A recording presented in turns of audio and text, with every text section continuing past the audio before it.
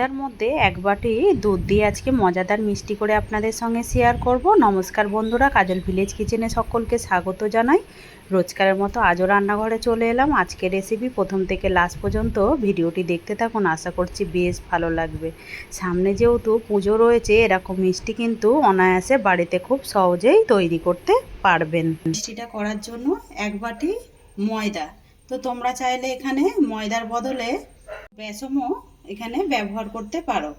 এবার এই ময়দার মধ্যে দিয়ে দেব 2 চামচ গুঁড়ো দুধ, তাতে করে মিষ্টিটা খেতে কিন্তু বেশ দারুণ লাগবে। এবারে গুঁড়ো দুধ আর ময়দাটাকে খুব ভালো করে আগে মিশিয়ে নিতে হবে। খুব ভালো করে আমি গুঁড়ো দুধ আর ময়দাটাকে মিশিয়ে নিলাম। তো এটা কাঁচা অবস্থাতেই এরকম মিশিয়ে নিতে হবে। আমি ময়দার মধ্যে এখানে নিয়েছি আমি এক বাটি, যেহেতু এইটার মাপ করেই আমি ময়দা নিয়েছি, তাই জন্য এখানে আমি দিয়ে দেব এরকম 2 মগ মানে দুধ দিয়ে দেবো। এটা আমার গরুর দুধ রয়েছে, এখানে আমি দুধটাকে মিশিয়ে নেব। সমস্ত দুধটাকেই দিয়ে দেব। এখানে আমি এখন এক বাটি যেহেতু দুধ দিয়েছি, এর মধ্যে আমি আরও এক বাটি পাইল করব। তো এবারে খুব ভালো করে ময়দা আর দুধটাকে মিশিয়ে নিতে হবে, মানে পাউডার দুধ, গরুর দুধ, বা তোমরা চাইলে এখানে প্যাকেট দুধও ব্যবহার করতে পারো। খুব ভালো করে এটাকে মিশিয়ে নিতে হবে। খুব ভালো করে এইভাবে আমি এটাকে মিশিয়ে নেব।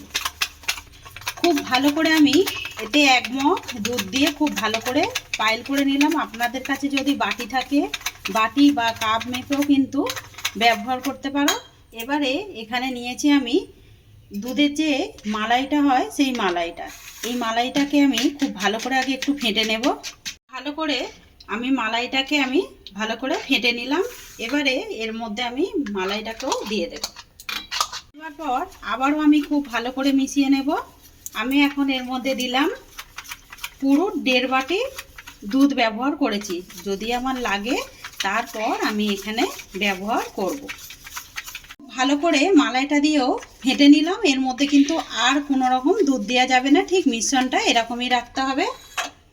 এইভাবেই মিশ্রণটা ঠিক রাখতে হবে, সেটা বেসমেরই হোক কিংবা ময়দারই হোক।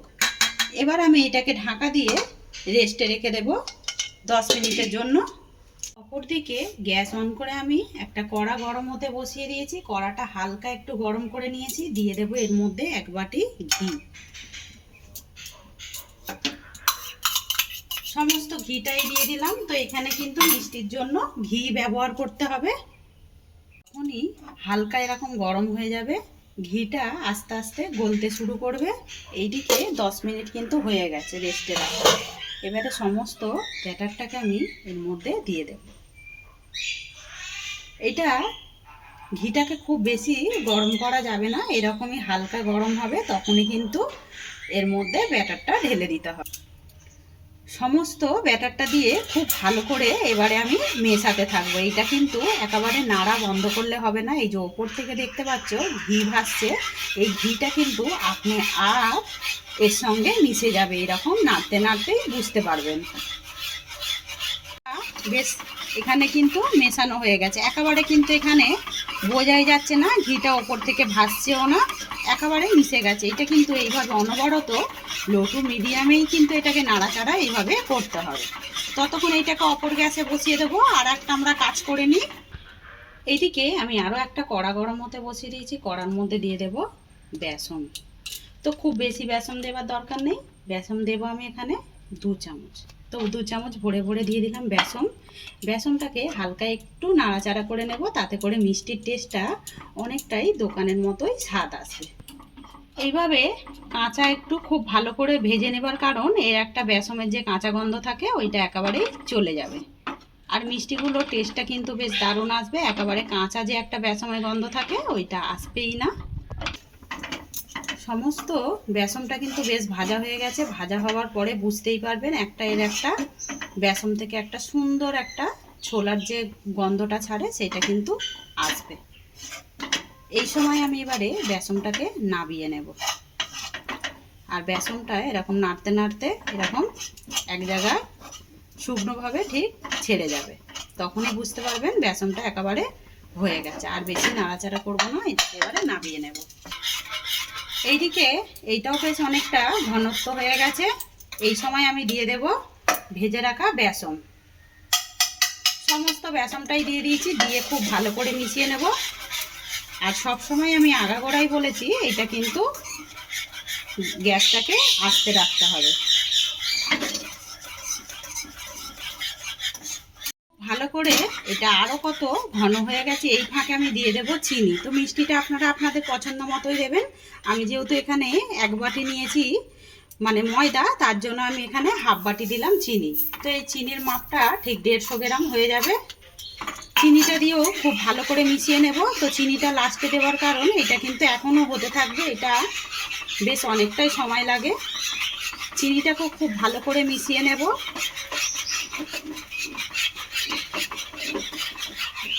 এবারে চিনিটা যখন এরকম মেশানো হয়ে যাবে তখন এই ফাঁকে দিয়ে দেবো আমি একটা সুন্দর সেন্ট বা টেস্ট পাওয়ার জন্য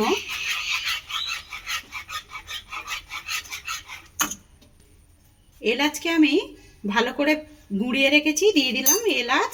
এলাচটাকে দিয়েও আমি মিশিয়ে নেব। তোমাদের কাছে যদি গুঁড়ো এলাচ থাকে বা এলাচের গন্ধ না পছন্দ হলে এখানে কিন্তু গোলাপ জলও দিতে পারো, তাতে করেও কিন্তু মিষ্টির টেস্টটা কিন্তু বেশ দারুণ আসবে। আর এইটা কিন্তু অনবরত নেড়ে যেতে হবে, না হলে কিন্তু এটা একেবারে বসে যাবে। মিষ্টিগুলো যেমনই নরম হবে তেমনই কিন্তু বেশ টেস্ট হয়। ততক্ষণে এইটা হতে থাকুক, আমরা আরও একটা কাজের ফাঁকে সেরে ফেলি, যেহেতু এটা হয়েই এসেছে অনেকটা।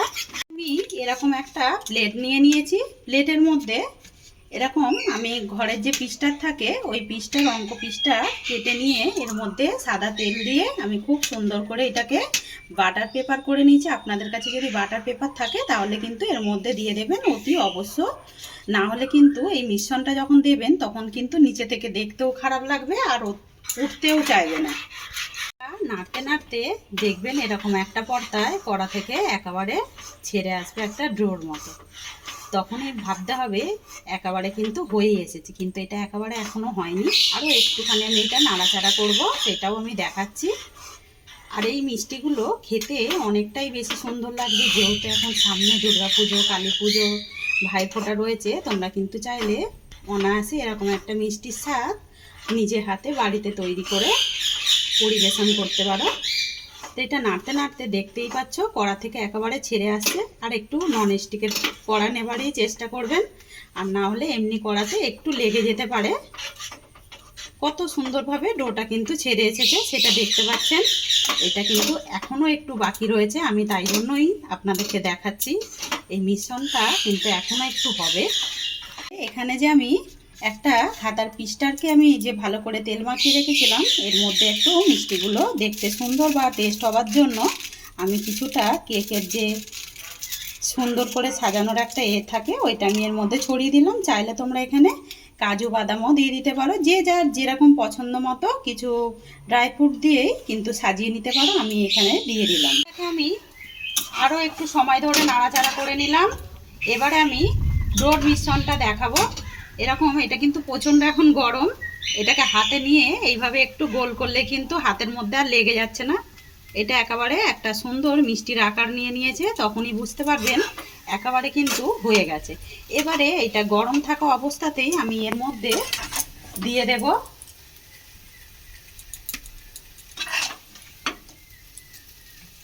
মিশ্রণটাকেই দিয়ে দিলাম।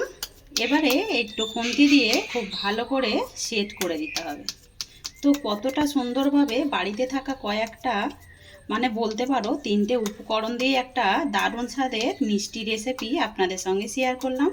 তো আজকের রেসিপি আপনাদের কীরকম লাগছে কমেন্ট করে জানাবেন। যদি ভালো লেগে থাকে একটা লাইক করে দিয়ে পাশে থাকার অনুরোধ রইল। করে সেট করে নিলাম। এবার এইটাকে আমি ঠান্ডা করতে রেখে দেব। সেটাকে বেশ কিন্তু ঠান্ডা করে নিয়েছি। এবারে আমি এইটাকে একটা প্লেটের মধ্যে নামিয়ে নেব। একটা প্লেটের মধ্যে নামিয়ে নিলাম। আর মিষ্টিগুলো দেখতে কতটা সুন্দর হয়েছে সেটা কিন্তু দেখতেই পাচ্ছেন। এবার আমি এটাকে সুন্দর করে পিস পিস করে কেটে নেব। আমি এইভাবে কেটে নিচ্ছি, তোমরা যে যেরকম সাইজ করে কেটে নিতে পারো। আমি আগে মাছ বরাবর কেটে নেব, তারপরে মিষ্টিগুলোকে আমি ঠিক এইভাবে কেটে নেব। আজকের রেসিপি আপনাদের কীরকম লাগলো মাত্র 3টি উপকরণ দিয়ে কমেন্ট করে জানাবেন। যদি ভালো লেগে থাকে একটা লাইক করে দেবেন।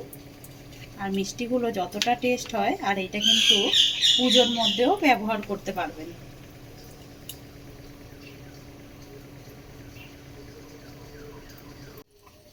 এবারে আমি এখান থেকে একটা মিষ্টি দেখাচ্ছি যে কীরকম হয়েছে। তো মিষ্টিগুলো কতটা সুন্দর হয়েছে সেটা কিন্তু দেখতেই পাচ্ছেন।